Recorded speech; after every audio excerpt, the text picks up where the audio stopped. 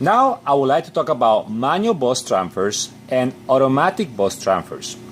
They are part of the distribution system, and if you notice over here, I got the fire pump, and the fire pump is fed by an ABT, and this ABT, it draws power from two sources of power.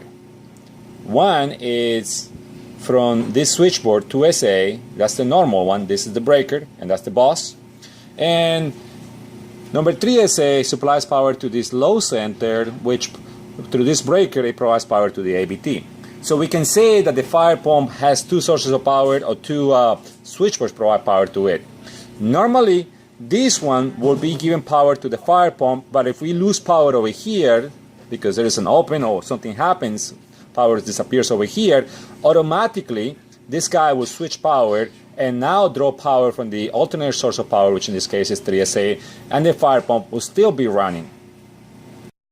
Now, AC plants, they are very large loads that we need them to be energized, but in the loss of power, it wouldn't be safe to have it roll over automatically. So normally in this one, AC plant gets fed from 2SB switchboard, and we'll run it, and if for some reason we lose power over here, the plant will shut down because we lost power to it, but we can go manually open the breaker that it was giving power to it, which was the normal, and then within that ABT we close the breaker that it was bringing power from now 1SB, and in that way we can restart the AC plant. Let's take a look at some ABTs and MBTs on board the ship that I'm at. Here I got a large fire pump, and I got an ABT that gives power to that fire pump. Its associated controller is all the way over there. So the power comes from two different sources, the normal and the alternate, and obviously right now it's in normal.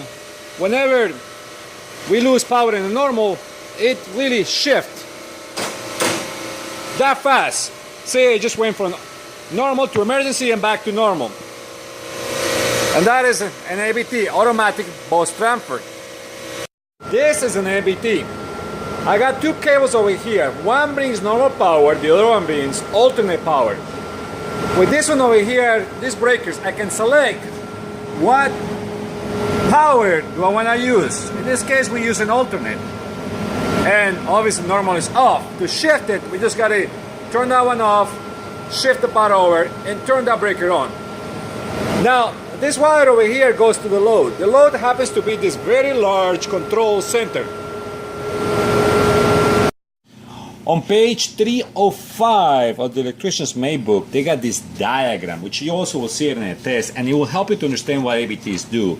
So, pretty much, when power normal is energized, power comes in and it goes out to the load. These are the load alpha, load Bravo and Charlie, and the load in this case is the fire pump. Now, we have a lot of valuable power in the emergency side, but these contactors are open, so therefore power stops over here. Now, all the time in normal source, this is a relay, and this relay is energized. That means that this contact is closed. This contact is controlled by this relay. Now, V2 relay controls this contact over here, and this contact over here is controlled by this relay. Before I continue, let me point out that the associated contacts for B1, which happens to be this one, B3, which happens to be this one, and B2, which happens to be that one, they are drawn in the energized state. It is custom to draw contacts in their normal de-energized state for the coil. So for example, this coil over here, it is drawn, is associated contacts. This one is a normally open contact, and this is normally closed contact. As soon as this contactor gets energized, they change. This one opens, this one closes, and they maintain that until this one de-energizes. However, they made an exception.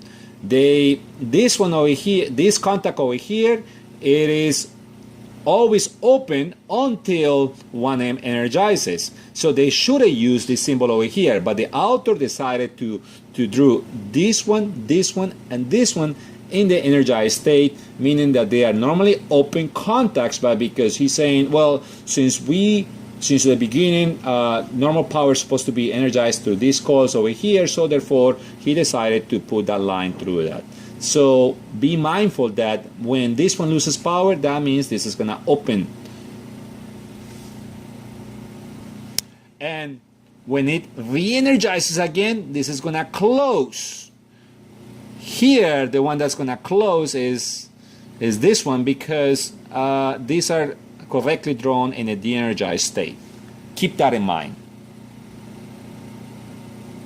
So you see that in the center, I circle TS and I put it in yellow. Well, that is a plunger. Every time that plunger gets energized, all the associated contacts for that plunger, they shift. So they normally opens, they close, and normally close, they open, which is all the yellow ones like I pointed out before. And then in pink, I went ahead and put SE and circle it. That is a solenoid. That solenoid, whenever it is energized, it keeps these contacts in a, well, right now is 4 of them, and they are shown in energized condition. So as soon as that solenoid de-energizes, then the associated contacts also shift, but this time they revert back to their de-energized condition.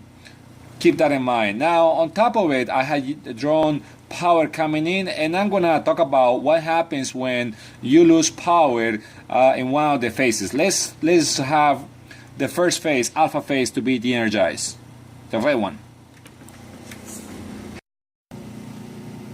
Well, if that happens, immediately this coil B2, which is across this one and this one, opens, or de-energizes rather. And because it de-energizes, its daughter over here opens. And now that what's going to do is going to start with power B1. So B1 now is going to energize, and its daughter, which is this one over here, opens. Now because of that, this guy, which it was energized, it loses its power. So when it loses its power, now its daughter, this daughter over here opens, this daughter opens, this daughter contactor closes, this daughter contact closes. Now be mindful that emergency power is already available. So as soon as this contact closes, well, now look at this. Blue makes it to here, to this point, and green will make it to this point over here after a little delay, which this is what this is. And now this B4 will energize. When B4 energizes, it closes this daughter contact and it opens this daughter contact. Because of that, if you will, now blue power will travel all the way, here, green power will travel all the way to here, and it will energize this TS. And the other side, you will have blue power climbing through all of these close contacts, and now energize TS. TS energizes, and what that does is all of these daughter contacts over here, this one opens, that one opens because it's closed, this one over here closes, this one over here is closed, so opens,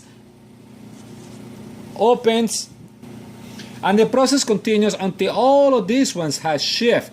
All of, because they have suffix of TS, so therefore they are daughters of TS. And now look what we have now. The load is being fed is actually from the emergency source. Now, interestingly enough, now TS is no longer energized because it has killed itself here, and here. So therefore TS loses power and it drops, and then, well, by doing that, all of these ones maintain its position. So TS is actually a plunger. It's not really a solenoid. And this plunger, or it's a plunger solenoid, what it does is once it gets energized, it causes all the TS contacts to shift and they stay at that position until it gets energized again. TS will be energized one more time. Is whenever we restore this phase over here, it will cause all of this to be restored, S1 to SE to energize, and TS will get energized for a fraction of a second, and it will shift all the yellow contacts, and we will have back again normal source of power. So now here I recreated this scenario now when alternate is the one that's giving power to the system, and last time we talked about this phase being missing. So the normal is stopped right there because that contact is open. these contacts are de-energized right now, and these contacts are open. So as soon as this phase comes back, now what happens is that this contact that is de-energized, it gets energized, and that will cause us to close this contact over here, which now, if you see 1B gets energized, therefore it closes this contact over here. Now SE energizes, and SE, what it's going to do is going to close this contact, and it's going to open this contact over here. Before I continue, let's look at these TSA and TSB contacts. When these two are open, these two should be shorted, and vice versa. When these two are open, these two are shorted. Now the author made a mistake over here. He made this one open. You can see that if I were to take out my red mark, it would be open, and this one shorted. That is a silly mistake that he made, but you know, people make mistakes. So just keep that in mind. So when these ones are shorted, these ones are open. Now in this case, these two are open, so therefore these two had to be shorted. With that in mind, let's keep tracing. Now let's continue. When SE open these two contacts over here, it secured power to 4V. 4V will cause to open this contact, but very important to close this contact. When these three contacts are closed over here, now the power from orange will make it all the way up to here, and the power from green will make it all the way to here. TS is a solenoid plunger. It will energize for a very short period of time, and it will accomplish to invert all its associated contacts. So this contact that is open, they close. This TS closes. Another TS over here closes. There are more TSs over here. This TS, well, the ones that we were talking about, this one will open. This one was short, getting ready to energize in case we lose power again. And then we got this TS over here to open, and open. So now notice, we're back to our original scenario when we started. So where normal power stops, alternate power stops over here, and normal power is the one, you see all this is shorted. Normal power is going to come down, and it's going to go to energize the load. So this is a normal seeking AVT, or normal power.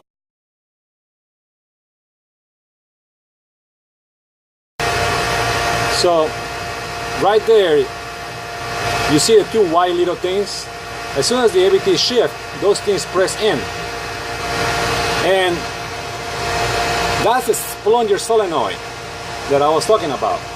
So, see how it just went really fast? That's when it energized only once. And now, this has changed. And now we went back to